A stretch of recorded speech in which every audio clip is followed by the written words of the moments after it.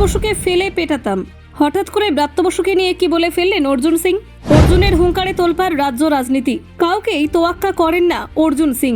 ব্রাত্যকে সোজাসুজি পেটানোর কথা বললেন অর্জুন সিং।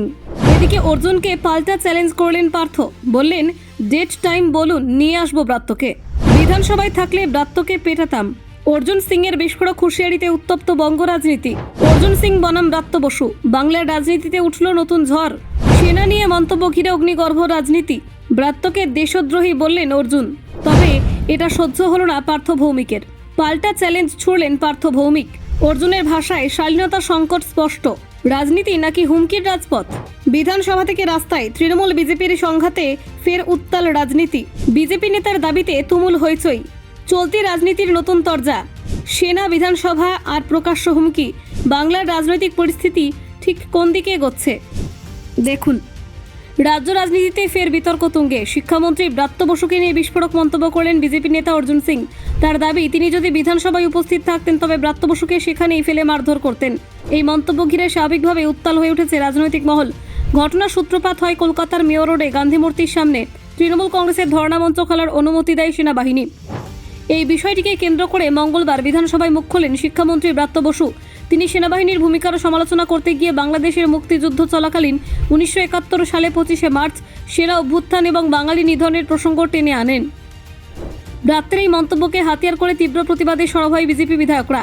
বিরোধী দলনেতা শুভেন্দু অধিকারীও কঠোর ভাষায় সমালোচনা করেন। পরিস্থিতি উত্তপ্ত হয়ে ওঠায় শুভেন্দু অধিকারীকে সাসপেন্ড করা হয় বিধানসভা থেকে। এরপরেই অর্জুন সিং সাংবাদিকদের মুখোমুখি হয়ে এক বিস্ফোরক মন্তব্য করেন। তিনি বলেন, আমি যদি বিধানসভায় থাকতাম ব্রাত্য বসুকে বিধানসভার মধ্যেই ফেলে পেটাতাম। উনি দেশদ্রোহী। বাংলাদেশের সঙ্গে ভারতের তুলনা করছেন। ব্রাত্য বসুকে ধরে মারা উচিত। তিনি আরও যোগ করেন, আমাদের দল ভেজিটেরিয়ান, তাই চুপ করে বসে আছে। মমতা বন্দ্যোপাধ্যায় আর ব্রাত্য বসুরা বিধানসভায় বসে দেশের বিরুদ্ধে কথা বলছেন, আর আমরা বসে বসে দেখব। আগে বিএসএফকে অপমান করেছিলেন, এখন সেনাবাহিনীকেও ছাড়ছেন না। ওনাকে কোর্ট মার্শাল করা উচিত। অর্জুন সিংয়ের এই হুঁশিয়ারি স্বাভাবিকভাবে নতুন করে বিতর্কের জন্ম দিয়েছে। রাজনীতির ময়দানে তার এই ভাষা এবং বক্তব্য শালীনতার সীমা ছাড়িয়ে গেছে বলেই মত রাজনৈতিক মহলের একাংশের। তৃণমূল কংগ্রেসও পাল্টা আক্রমণ সারাতে ছাড়েনি।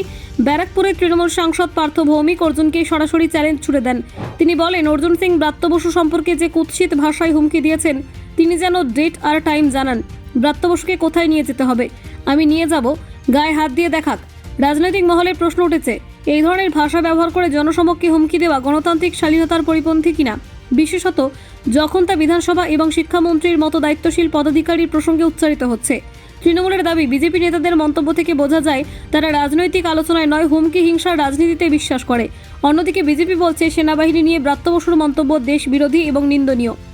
Bureau report, news prime Times.